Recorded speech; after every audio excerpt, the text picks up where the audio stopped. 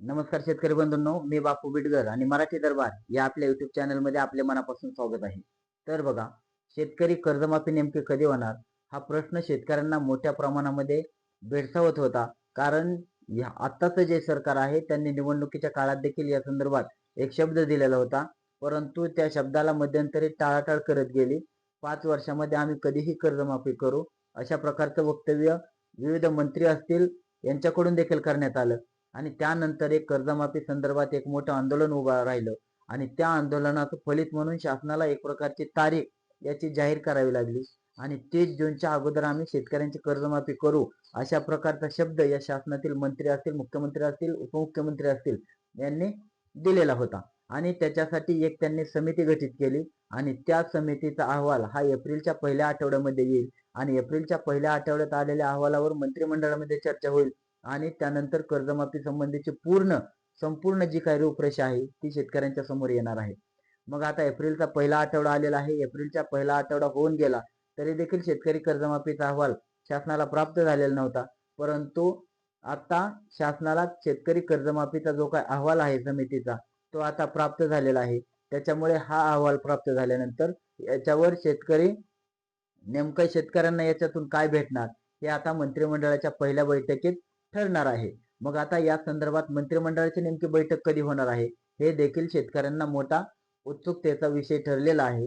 त्याच्यामुळे मंत्रिमंडळाची बैठक झाल्यानंतर याच्यावरील मंत्रिमंडळ असेल त्यांचा निर्णय जो काय होईल आणि तो निर्णय झाल्यानंतर शेतकऱ्यांची कर्जमाफीची जी काही रूपरेषा असेल, याच्यामध्ये अटी काय असतील, याच्यामध्ये नियम काय असेल, तारखेमध्ये काय बदल केला जातोय का हे देखील पाहणं तेवढंच महत्वाचं आहे. त्याच्यामुळे समितीचा जो काय अहवाल आलेला आहे त्या समितीच्या अहवालावर साधक बाधक मंत्रिमंडळ बैठकीमध्ये चर्चा केली जाईल आणि चर्चेनंतरच याचं शेतकऱ्यांसमोर एक प्रकारे वाचन केलं जाणार आहे. त्याच्यामुळे हा अहवाल येणं, हा अहवालावर चर्चा होणं आणि तो शेतकऱ्यांसमोर येणं हे देखील आता अत्यंत महत्वाचं असं ठरलेलं आहे. त्याच्यामुळे शेतकऱ्यांना कर्जमाफी शासनाने अगोदरच सांगितलेलं आहे की 2 लाखाच्या आतमध्ये शासनाने शेतकऱ्यांची कर्जमाफी जाहीर केलेली आहे. परंतु याच्यामध्ये बदल केला जाऊ शकतो का, तर या अहवालामध्ये शेतकऱ्यांची संपूर्ण याची माहिती दिलेली आहे. नेमकं कशा प्रकारचे कर्ज आहे याचा जो काही सर्व कर्जमाफी संदर्भात जी काही माहिती आहे ते आता या अहवालात असणार आहे. आणि त्याच्यामुळे या अहवालातून जर काय वेगळं निघालं आणि याच्यामध्ये जर काय बदल झाला तर तो सुद्धा बदल होऊ शकतो. त्याच्यामुळे हा जो अहवाल आहे तो अत्यंत महत्वाचा असा आहे. हा अहवाल शासनाला आता प्राप्त झालेला आहे. लवकरच याच्यावरती चर्चा केली जाणार आहे आणि चर्चा केल्यानंतर शेतकऱ्यांसमोर या अहवालाचं म्हणजे हा जो अहवाल आहे तो आता ठेवला जाणार आहे.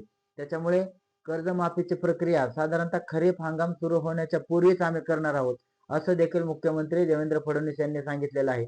त्याच्यामुळे खरीप हंगाम काही दिवसावर काही महिन्यांवर येऊन ठेपलेला आहे. त्याच्यामुळे या अगोदरच या कर्जमाफीची संपूर्ण प्रक्रिया होते की काय किंवा याचं जाहीररित्या शेतकऱ्यांसमोर येते की काय हा देखील एक मोठा विषय आहे.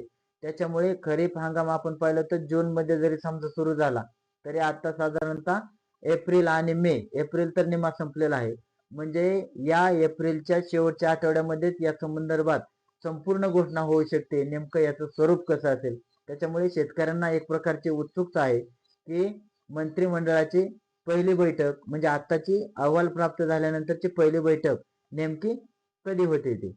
धन्यवाद.